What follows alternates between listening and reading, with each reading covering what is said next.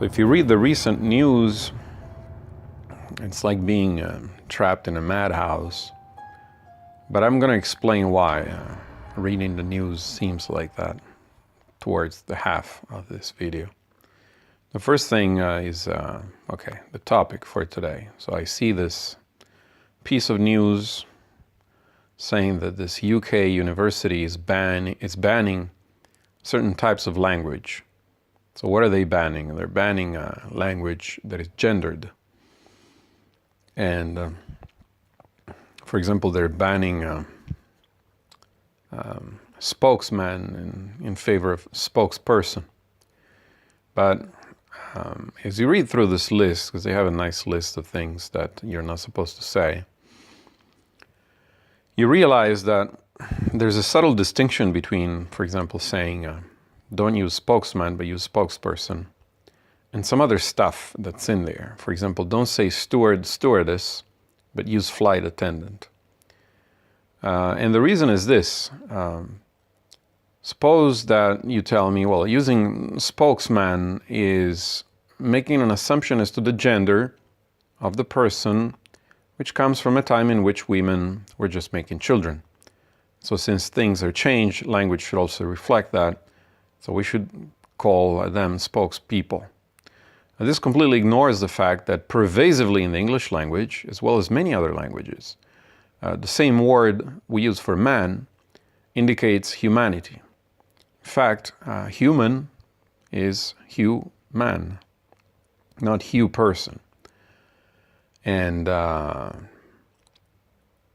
so it's completely ignoring that, but there's a more subtle distinction, which is, okay, so if you say, let's ignore that for a second, and say that spokesman becomes spokesperson. All right.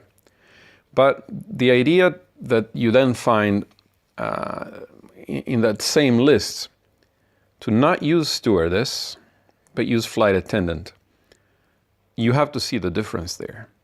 Because here we're talking about a word which is not a comprehensive word like the first case. You don't just use steward to indicate both female and male flight attendants. No. In the case of flight attendants, it's a quirk of the English language that you can't say it without specifying the gender if you're going to use that word. It's either steward or stewardess.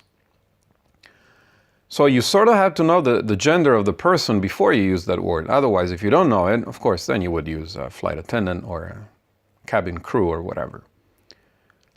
But the idea that it's recommended or banned, it's recommended not to use this word, steward or stewardess, or that they ban its usage, is very weird because it doesn't even fit into the model that I outlined earlier as one of the possible arguments against, for example, using spokesman.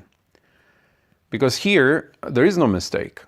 There is no calling a flight attendant with the male version of the word by mistake, because if it's a female flight attendant and you call her a steward, that's just wrong. And if it's a male flight attendant and you call him a stewardess, that's just wrong. So you would never use this word in a way that assumes gender. You have to know the gender.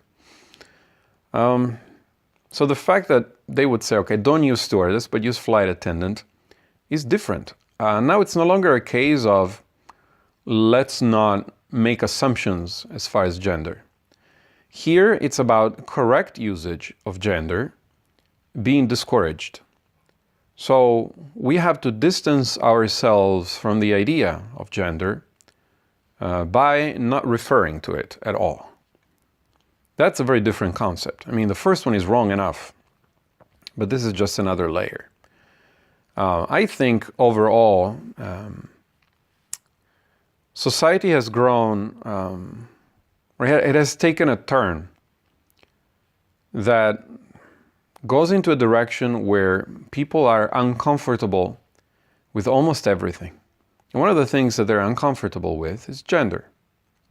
Now, I can't blame them. I mean, gender is a weird and gross thing. I mean, if you think about, we're all humans, but some are born with a penis and some are born with a vagina, and then you discover that the similarities, psychological similarities, are very few, and they have different ecological niches, and they have different survival strategies. I mean, it's just weird, but the idea that you can deny reality by changing language is very disturbing and very dangerous. Because what that does is nudge people in a very dangerous direction, a direction of self-delusion and kind of detachment from reality. Now, to be completely honest with you, detachment from reality is not the result of this kind of thinking. It's more like its cause. What we've seen in the past decades is that life has gotten so easy and governments have become so strong in people's lives that survival is now completely in the hands of corporations and governments. So in other words, whereas in times past, a person needed to have a set of attributes, a set of skills, a set of strengths to survive in the world. And one of them I already talked about in my earlier video on feminism, which also talked about some crazy crap going on in universities. But I went into some depth into the concept of the word, like a man having a word, and that being one of the core survival assets, enabling that person to have contracts, verbal contracts with others. Now, of course, we don't use that anymore, but everything else is decaying together with it. So, for example, the idea that you're going to be skeptical, that you don't trust everything you see, read, or hear, that's one thing that's definitely decayed. And now people just listen to whatever's on TV, but there used to be a time when your old folks, one of the things they passed down to you as you went out into the world is don't trust everything you hear. But they don't teach you those lessons today. They teach you jack shit nothing. Instead, they're busy trying to make some money. And you're just playing with the Xbox by yourself, and then you go to school to get educated, i.e. indoctrinated by your government. There's nobody teaching you those survival strengths at all. This has been possible because life has gotten too easy. It's become possible because of a centralization of the mechanisms of survival. For example, food distribution, highly centralized. The idea of money. So people have lost skills that were pertinent to accumulation and at least preservation of wealth. People used to put money in savings accounts, and when they died, pass that money or whatever interest they earn on it to their children. But all of these things have kind of gotten taken over, because if you think about now interest rates being so low, artificially low, so that there's no incentive whatsoever in keeping money in a bank account. It doesn't accrue interest, it gets wiped out with inflation. So you can see the system and its evolution through time, especially in the last few decades, as a complete shift in the responsibility for survival from the family unit, and chiefly the man, to governments and corporations. This is really the main factor behind the huge imbalance in power between the genders, which also caused the things I talked about in my previous video on feminism. So we have a complete devolution of A, the family as a nucleus of survival, and B, people themselves. So people are now basically pixels. They don't count for nothing. They have no strengths. They have no skills. They're consumers. They just buy things and produce trash, make enough money to get to the next day, start out with zero, end up with zero at the end of the day, and rinse and repeat the following day. And I think that this overarching tendency is what creates the dangerous undertones that we're reading in this piece of news and many other news that you can download today. Because when you remove a predator from an ecosystem, you see that all of a sudden the evolutionary pressure on whatever animal remains that used to be the prey decreases sharply.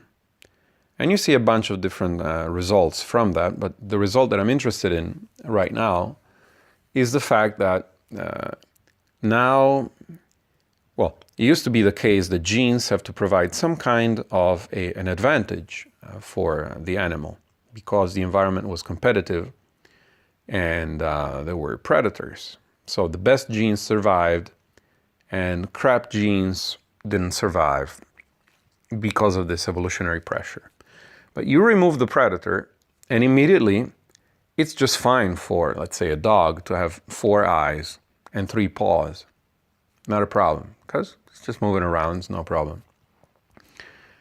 And so, of course, with genes, it's not so simple, because once a predator is removed, the system itself is intelligent to the extent that, because everything is in competition with everything else, there will be a new predator.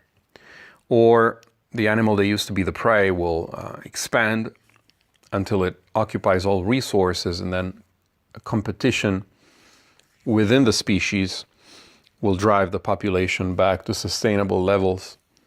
And so in the end, there will be a new balance, and a new wall, let's call it, of evolutionary pressure will kick in. But now I want to take this analogy as I'm sipping my whiskey here. Let me get a sip. Switch from this analogy, which took place in the realm of genes, and transpose it to memes. So memes are just like genes, but they are concepts that get passed along. Anybody here doesn't know what a meme is, I don't think this is the video for you. You might want to check out the kitties and titties that probably appeared randomly on the right side. But if you switch to memes, here you see something different, which is unique to humans, because we're the only ones who are carriers of memes. And what you see is that you remove evolutionary pressure, because now everybody gets to survive, because now those pressures to retain certain types of strengths, such as skepticism for ideas that are novel. In many ways, that's also negative. We see that all the time. But just an overall healthy skepticism for the people who are pushing ideas. That's a valuable thing. Because most people are out there with ideas not to enlighten you or to better the environment, but to fuck you over. So these strengths, and for example, not abandoning oneself to hedonism, wanting to invest in the future. These kinds of strengths is what I'm talking about, the things that you needed in the past. I mean, in the past, you had your farm, you didn't put those seeds into the ground, and the next harvest, there was nothing coming out of the ground, and you starved and your family. That's the kind of pressure I'm talking about.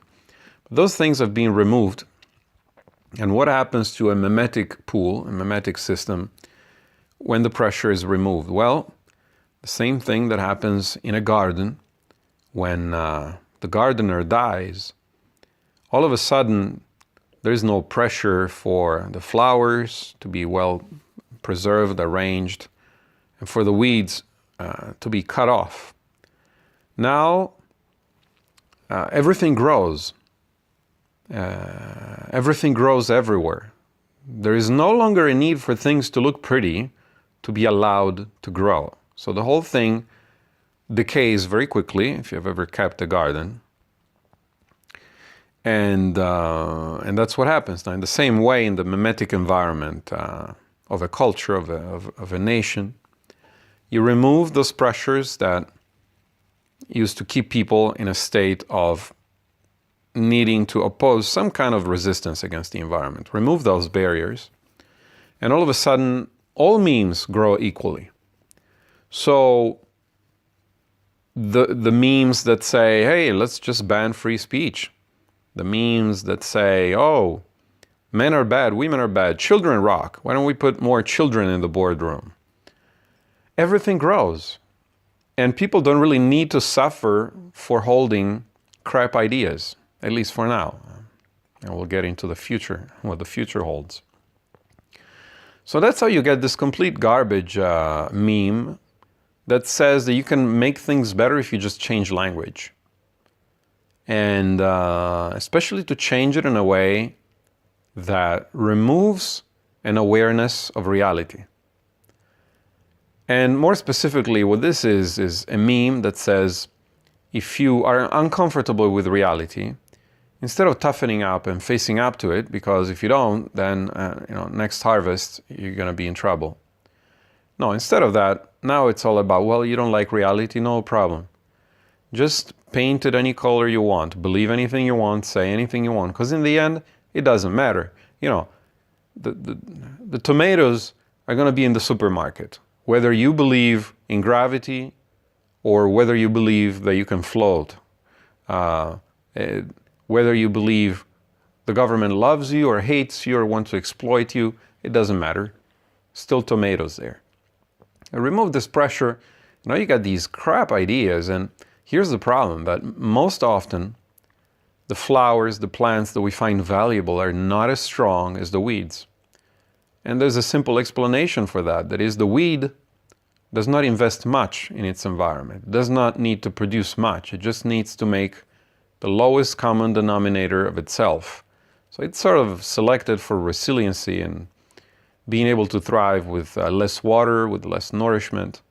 So if you don't touch a garden, you don't get an equal share of weeds and fruit. You get mostly weeds, until eventually it's just weeds because they just outcompete the plants that we do like. Well, I'm not an expert in gardening, but I think might be some objections here, but not huge ones. But so in the mimetic landscape, it's kind of the same, where to have memes that actually work in your favor is costly, because they tend to go against what we would like. You have to deny yourself today to have a better tomorrow.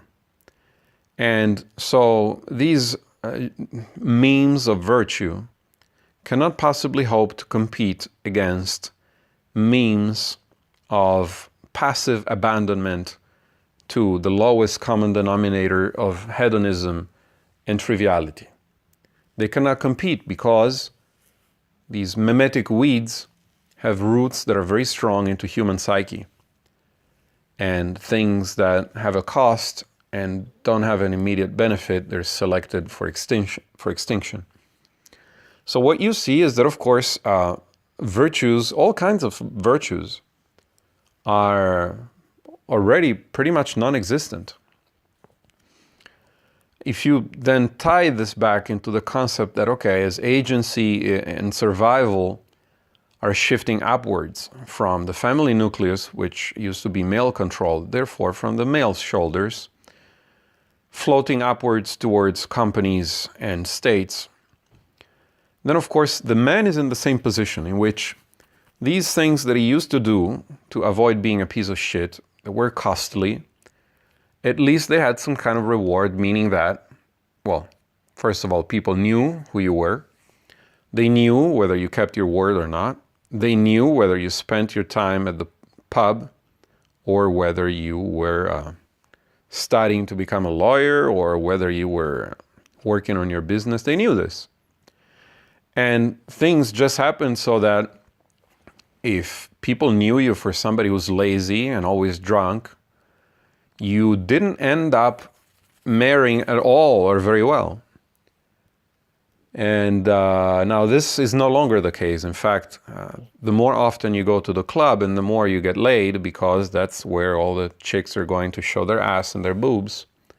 And so if you just stick around, eventually you'll get lucky. But if you're at home trying to work on something serious, because they've become gods, so they're in entertainment mode, so they see that you're actually doing something serious, and they're like children. They think, oh my God, boring guy.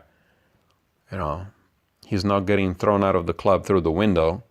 He's not even raping me. He's not even grabbing me by the neck and sticking his tongue in my throat. What a fucking loser. And this is the reality today. And if any people who are a little bit older are listening to this and are thinking, this guy is insane, you have got no fucking idea what's going on today. No fucking idea. Anyway, what happens is that these traits of delaying gratification and making something out of yourself have a cost, but they no longer have a benefit. In fact, now they have additional costs is all they have. Because all the time that you spend at home trying to improve your situation, that's all time that you're not hanging around in the clubs with stains of semen on your shirt. Which seems to be a sort of a, I don't know, seems it's actually a plus nowadays. And by the way, even if you do make the money, for a person to become something seems to be getting harder and harder, especially in modern societies where the companies that got there first bought out the government to pass rules and regulations to prevent other players from coming in. So if you're in electronics, now you got CE testing, FCC testing, and this and that. If you're into medical devices, you got all sorts of other tests. And I bet that if you're making refrigerators, you got all sorts of other problems. So there are barriers to entry that haven't really existed in the past. You've also got a system in which the law just protects people who have the money. This used to be the case, but now it's, it used to be the case that it just protects powerful people. But you could run a decent, honest business and operation. You didn't step on anybody's toes, no important people's toes, you were fine. But today you're literally vulnerable to anyone who's got more money than you. All they have to do is spend more money into litigation until they drive you out of business. So really, to get the easiest job that you can, do your job as poorly as possible, just enough to get paid. Just sit there, wake up in the morning, do as little as possible, then go home and use that little bit of money that you got to buy some entertainment, to watch some TV, go to the club. That is really, for most people, the best way forward. You can't really blame them. How can you tell them, do something that's extremely costly, that will likely give you no reward, but this absence of a reward is, of course, given by the factors that I've explained. So men themselves are decaying because there's no reason for them to be anything other than passive pieces of shit. And the problem is that when men decay, and women, by the way, as soon as this so-called patriarchy, that is sort of obligation to conform to sustainable rules created by men. Now, the basic difference between men and women is that men have to follow game theoretical rules. That's why they've got the objectivity. Women don't have to follow fucking nothing. But what they will follow is social rules. They're very sensitive to that. So when men create society in a way that's sustainable, in a way that can lead to progress, and women are forced to sort of go with that, things can be sort of sustainable and progress forward. But when you remove the shackles, so-called shackles of society from women, they turn into the Paleolithic monsters that they've always been, for reasons that I've already gone into, evolutionary strategy, pushed down to the hardware level, etc. You can just listen to my video on feminism. So we've got the reward function of society that's completely out of control, now selecting for Paleolithic survival traits. And you've got men who now are selected based on Paleolithic traits, and at the same time, any kind of reward for building themselves up to be worthwhile members of society is being removed. In fact, now that's a huge cost and a liability. And now you've got basically a pretty decent picture of what's going on, where both men and women have decayed into nothing. Now, the crucial point here is not the decay of people, but the fact that when people decay, governments decay as well, because governments are made and selected for by people. And so when people become very short-sighted, the level of freedom immediately decreases. When people are not sufficiently skeptical, their freedom decreases. When people think that war is okay, their freedom decreases. When people think that whatever they see on TV is reality, and they start to confuse words with the real world, then their level of freedom goes down. So we've already seen this happen. I mean, the level of top-down control that's asserted today is absurd. You have presidents signing executive orders where they're just making the law, basically. You have assassination. Nobody talks about it. It's just fine now. Take this drone and go and kill that guy over there in another country. And by the way, if there's a wedding or a school or a hospital, doesn't matter. Collateral damage. Everything is becoming systematically controlled. Any transaction you do now, you need to give an ID, a serial number. Even online websites now require a telephone number. And the internet is being restricted more and more. And you've got these tracking devices, your cell phones, where all of your data belongs to whoever puts an app on it, basically. You download fucking picture changing app, well, it wants access to all your contacts, all the activity, all your numbers, all your internal storage.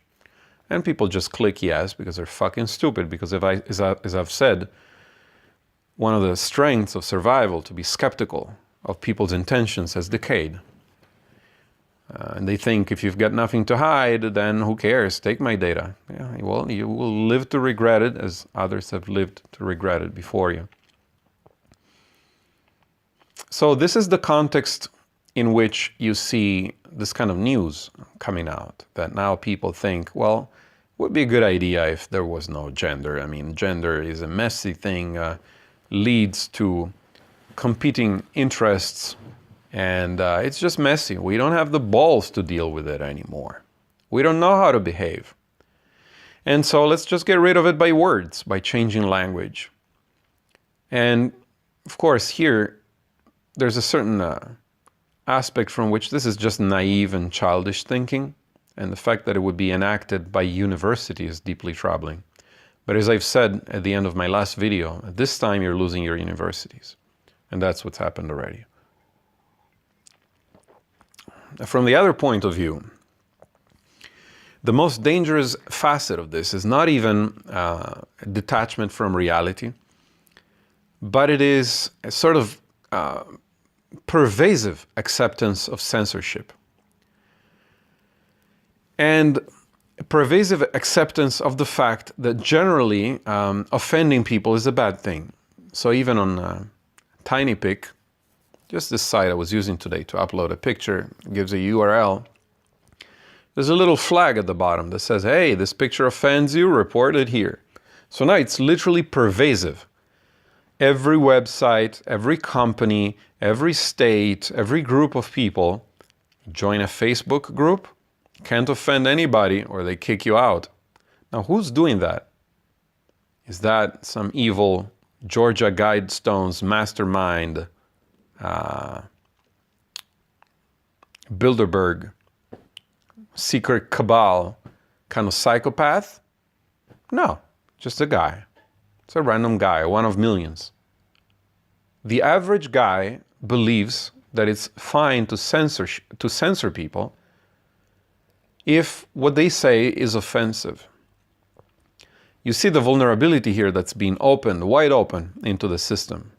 Because, of course, anything can be construed as offensive towards any type of person.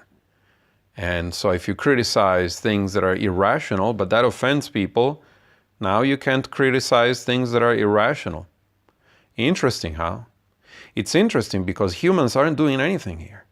What's happening here, as usual, is that we're just vehicles and carriers for things that use us to duplicate themselves. And so irrational memes have infected the host, which is society, and opened the way for more irrational genes to come in, just in the same way that a virus, for example, enters a cell and then disables its defenses so that then the virus can have a freehold. Other viruses can also, or viri, can come in, or like in the same way that a viral infection then leads to a bacterial complication. Here we've got irrational genes that have penetrated society, and once they've gained control of it, they've opened up, they shut down the immune system.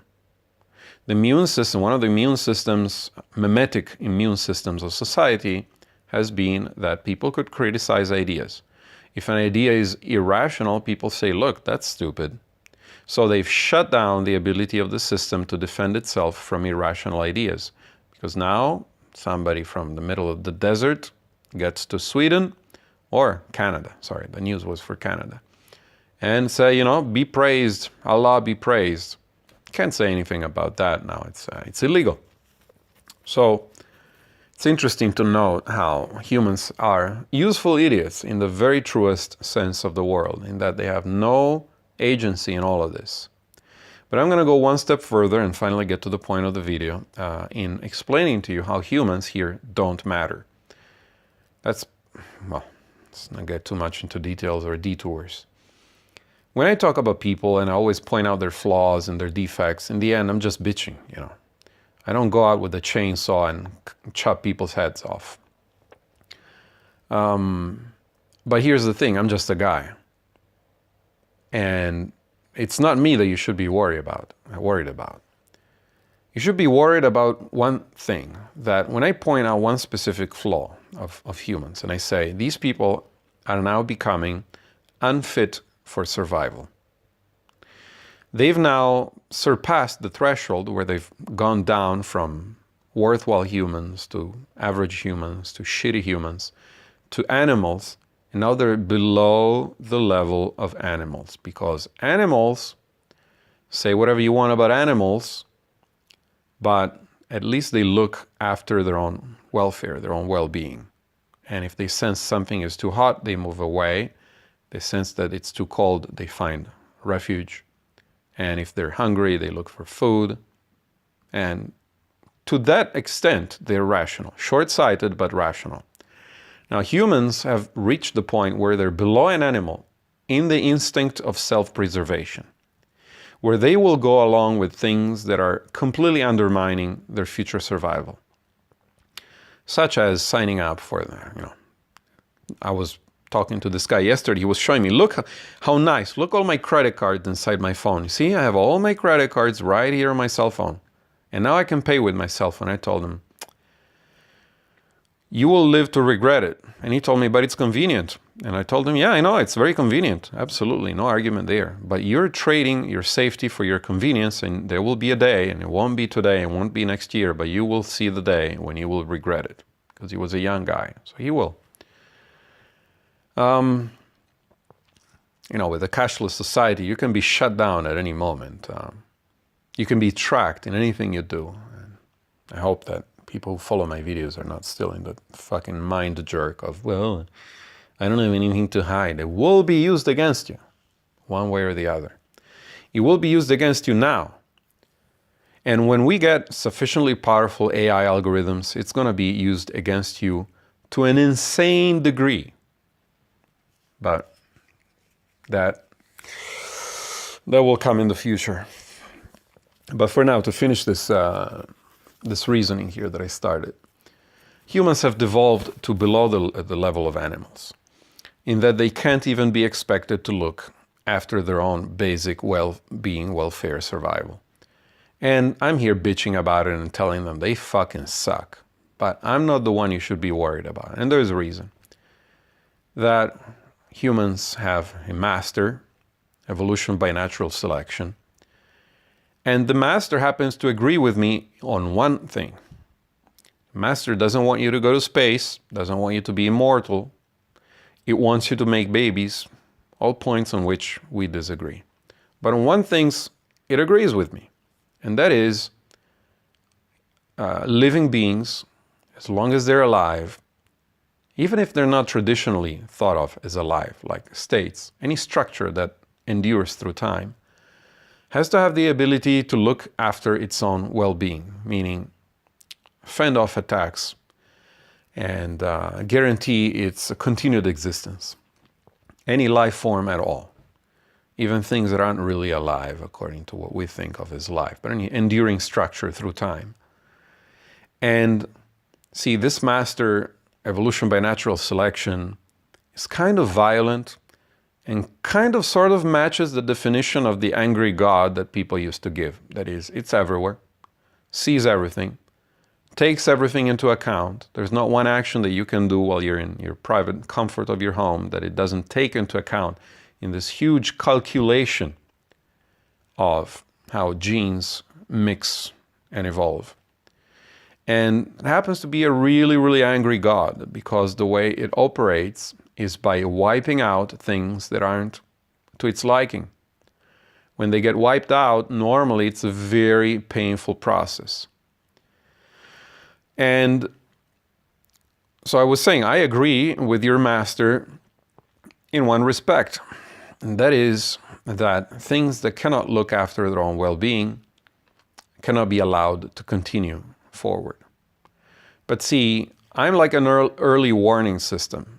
You know, like if you have a dysfunctional family like I had, when, like, for example, your mom is always complaining and bitching and screaming, "Yeah, go do your homework. Yeah, yeah, yeah, yeah, yeah, yeah."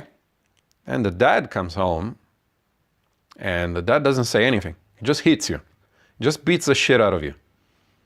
Doesn't need to say anything, doesn't need to remind you, and he just beats the shit out of you. So this is kind of the relationship, or this is the same metaphor, or the same pattern as me with your master. Because I'm here bitching and screaming and saying, do your homework, don't be weak, don't suck. But you're not going to listen to me. But then the master works slowly, but eventually does. And if you think about the definition of Gaia, this self-regulating starship Earth that's floating in space, and it's seen everything. It's seen big mushrooms, it's seen dinosaurs, it's seen things that are now just fossils, it's seen things that left no trace and we can't even imagine. It's seen a lot. And it's always self-regulated itself. And it seems to me that Gaia and the master, which are really the same thing, just, you know, if you think about evolution by natural selection, it's more scientific. You think Gaia, it's more like a new age kind of concept, but it does make sense in this case. They're one and the same thing. And they agree with me that the people that are around today are failing the most fundamental test of life. So the way they go about it, they don't bitch and scream and remind you and call you names. No. They wipe you out. Now, it's interesting to see how they wipe you out. First of all, they're not in a hurry. These are things that have seen the dinosaurs and they've seen the first multicellular life on Earth. So your civilizations are the blink of an eye. So they're in no fucking hurry. You can go ahead and download all your fucking torrents and play with your Xbox. You know, it's just like, you know, dad is coming home. Just got on the car back from work. Trouble is coming. Say dad is a psychopath, and instead of beating you with hands, he uses metal tools. He's on his way, and you can do whatever you want. You can play games, you call your friends, you can go out, take a walk, come back, but he's coming home. And he's in no hurry. Because you're not going anywhere. Not going anywhere from Earth. So first characteristic of how this is going to go down. First of all, he's not in a hurry. So do whatever you want, get your laws passed, you know, fuck up your universities, but don't worry, trouble's coming. Second thing is that it's kind of messy. It's kind of like a wild animal. You know, if you go and bother a wild animal, it's really savage. I mean, it's just going to flip out like a bear. Bear doesn't strike you on the head and kill you instantly. A bear might play with you. Might first rip out a limb, and it's still playing with you, still kicking you. I mean, attacks from bears are very, very savage. They might break every bone in your body before you actually die. And so there's that aspect of its savage nature that is really the same as the master that I'm talking about.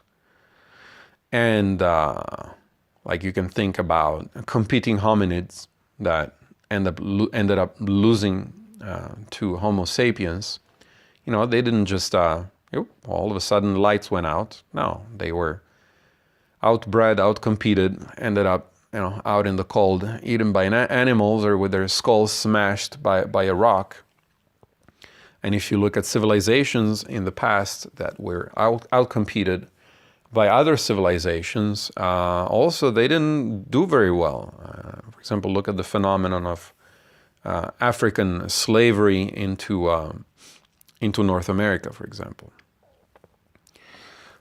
So when nature, the master, decides you're obsolete and you're under-equipped, things really, really turn to shit. It's not just a matter of, well, now you're dead. You're going to suffer a lot first. And third characteristic, so let's recap, not in a hurry. B, you're going to go down in an extremely painful, long, protracted way. And third is that it's not like a surgeon. It's like a bear. So some people who are just fine are going to go down with the boat. And some people who are shit might be left over. But it doesn't care. Just literally like a wild bear. You piss him off.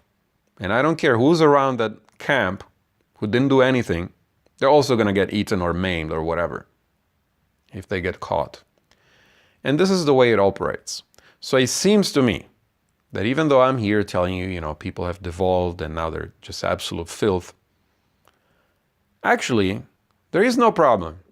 Because in this one respect, I've got behind me not an army, not atomic weapons.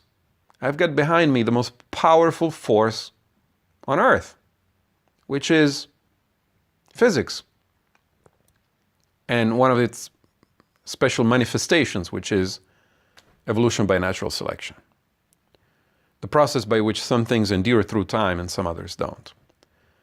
So, with this giant behind me, I don't have to do anything.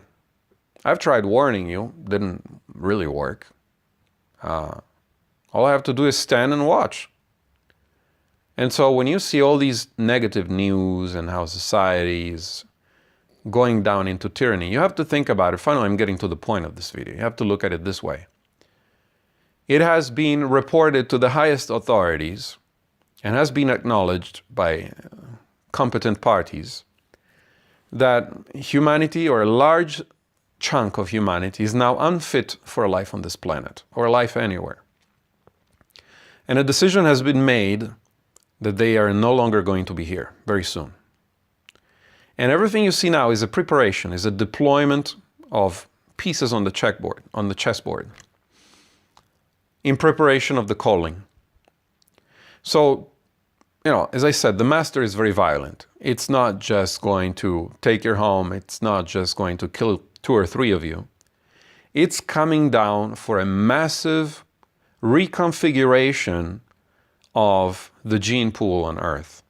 And the way it's going to do that is by having not 1,000 people, not 100,000 people, not 100 million people, but billions of people wiped out in some way or form or another, either by physical death or becoming indentured servants that no longer matter after 1 generation, they're dead, or something of that sort. And the way it's preparing to do this, because it's not fucking around, like Dad goes down to the basement and gets the metal rod. He's not chasing after you. So stay there, goes down, puts on his slippers, goes down, takes his time. All right, let me see, where did I put that? Finds it, then comes up again very slow, because anyway, it's got you. It's got you. You can't hide. And that's the same way I see the resources being deployed today in preparation for the calling. And everything is just being wonderfully well orchestrated, because of course that's the way it's going to be. This is a mechanism that calculates everything. You yourselves are part of the enforcement of the mechanism. These things that you're doing, where you're converting your structures, TV, politics, government, schools, you're converting these structures into an ideal totalitarian regime that's going to carry out the calling. So you're basically digging your own grave, and you're happy about it, which is exactly what you would expect by knowing that your genetic code is your master. It makes you happy to do the things that it wants you to do, even when what it wants you to do is it just wants you to die. So when you see all these news, don't be overly pessimistic. It's true that society is becoming complete shit, but see it like this. When you eat outside and the food was not properly cleaned, you get a stomach ache, and then you get diarrhea, and that doesn't feel very good. And you think, well, I hate diarrhea. But think about it this way. The system itself is cleansing itself. Diarrhea is the way that you get all the toxins out, flush them out with water, so that the next day you can feel well again. And when you look at everything that's going on in the world, governments trying to seize control of the internet, and universities being converted to places where the new generation gets brainwashed. And, for example, the Middle Eastern savages, and I'm not saying all Middle Eastern people are savages, but certainly many countries in the Middle East have huge components of savagery. They're people who oftentimes they see nothing wrong with violence. It's literally embedded in their culture and their educational system. Just check out on YouTube kind of violence, the kind of behavior that's accepted as children are raised in many Middle Eastern countries, and you will see. I mean, these are people who live with not only a huge degree of trauma, but live in very close contact with the same kind of violence that, for example, in the West, we've been shielded from for some time now. And so for them, violence is just fine, and dying trying to assert violence over others is also just fine. And these people are being brought in droves and given special privileges, and basically the privilege to roam free and do whatever they want to do. Germany building meccas, Canada, now you can't criticize their religion, and so on and so forth. So you see all of these things as the system raising its temperature in preparation for a huge fever. The purpose of the fever is to push out the invaders. The invaders here are not Middle Eastern people. The invaders are your average family. Your average Canadian, American, German, European, Swedish, stupid, fucking, retarded, passive family that has lost all direction, removed completely from the necessities and strengths required for survival. Those are the ones that are getting wiped out. This is really the key under which I see world events today. I see them as, hey, this thing is huger. You say huger? This thing is even more huge than I ever imagined, because I always see just a fragment of it. But perhaps I haven't realized just how big of a deal it is for a large portion, a large segment of the world's population to have been reduced to the point where it's below animal level, doesn't even take care of its own survival. It's a huge deal. It's a deal that it's on the scale of mass extinctions. It's not on the scales of I'm pissed off. The scale of mass extinctions. And so we need to see a mass extinction. And so this is what the system is preparing itself for. Push all the water into the intestines, raise the temperature, and we're going to have a very big amount of stool in a very liquid form coming out real soon. Whenever you see things that you thought, ooh, really, this is really bad. Oh, we got FEMA camps now. We got concentration camps in open air. We've got a cashless society. We got AI coming up. These people that wouldn't have been able to find a job anyway, But now you give them a free income. You give them a free income so that they can lose the little survival value that they used to have. So that now not only do they not have the character strength of survival, but they even lose any ability to be of value in society in any form. Because most of these people are just going to take the money and piss it away. After 5 years of that, 10 years of that, the way the world is moving right now, these people would be the equivalent of Cro-Magnons come to the present day. Like literally won't be able to function in any way or form. And so you say, that's already a huge deal. But the point is these people have to go. They have to die. There's no other way. So the system is preparing itself to kill off all these useless, pathetic fucking idiots. So this is not a matter of look at what the world is allowing to happen. Look at the things that go unpunished. Well, I'm here complaining about them. No. This is about you didn't get the right scale for this. And there's a punishment that's coming to these people that's larger than anything history has ever seen. Because you put a totalitarian world government and a completely subjected population that has no problem with censorship or tyranny of any form, a population that has lost any ambition to self-determination, a population that has been pushed into a state of helplessness like a caged animal, a population that has lost any cognition of reality, where now they think they can use words to affect reality that they find uncomfortable. A population that has lost any kind of backbone, where anything is offensive, and now we're going to censor that. You take these people, and these people need to go in some way or another. They're going to be killed. And it's going to be painful, and a lot of them, a lot more than one would think, are going to have to go. The purpose here is to come to a new order, a new equilibrium, and we don't know what that's going to be. Because there's also AI fitting into this, and nanotech.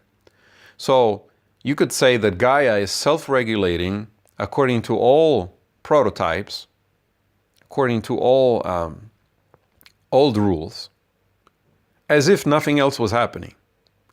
And if nothing else was happening, things would work out okay in the end. I mean, you would get rid of all the nonsense DNA, which is 99% of society, and then the rest would then come to dominate in a new order of things. So that the problem has now been patched. Not only that, but it would be patched mimetically after that. Because people would now have a fresh memory of the tyrannical world government of 2030. And that would persist in culture and history's memory, just like the Holocaust for a while that persisted. And now people are falling for the same shit because memory of history is RAM. It's not a hard drive. So Hitler burned his own building, and the American government collapsed its own towers. Same shit. People fall for it. Same story.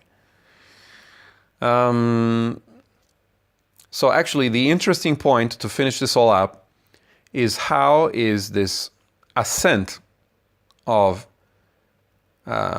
planet Earth into a real technological society that is one that is now removed from evolution as a master and dominated by technology and highly intelligent, partially or completely artificial beings.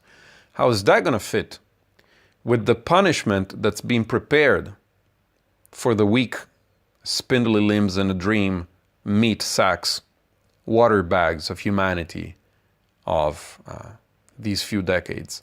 How are those good things going to play together? You can think of a number of outcomes, and a few of them are good, but a lot of them are bad. Because to get a totalitarian world government, just as nanotech is coming out and AI is coming out, could mean many bad things. It could mean, first of all, that the AI that comes out is bad. That's one of the most terrifying prospects, which I don't have time to articulate now.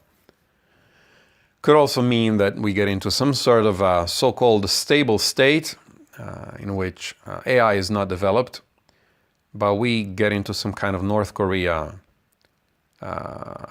scenario where things are extremely crystallized, nothing is moving, power is entrenched using nanotech. So then, immortal ruling class, immortal servant class, if it's even needed. And that's certainly not a good prospect. But these have been my observations upon reading this piece of news. To sum it all up for you, I think in a nutshell, what I'm saying here is that a lot of things that you see on the news today look like they're negative, but they seem negative because you got to go a step back before you go 10 steps forward. And most of humanity as it exists today is not a sustainable life form. It's being shielded from the consequences of its actions for way too long. And it's pretty much obsolete. I mean, think about neurotypicals, think about feelers, think about sensors. These are all people who go along and create these unsustainable, tyrannical structures, people with short-term time horizons. It's possible that in some way or form, the planet is really pushing hard right now to achieve a better state for the next phase in evolution. Just like, primordial life forms eventually gave way to birds and small mammals, it's possible that if nothing else happened, the way that things are working right now, they're just predisposing a big cleanup of the world in preparation for allowing only those beings who at least were smart enough to get into positions of power in government and at least be on the winning side to survive. Like a complete restructuring of the gene and meme pool. And this is the first point I want you to take home, but the second point is that this is occurring in a period of extremely changing conditions where technology is going to have a huge role in it, so that we don't know how it actually is going to end. I think that's all I wanted to say for today. I want to thank anybody who has the balls to get to the end of these videos. It's now the 57th minute. At least, A for effort. Cheers.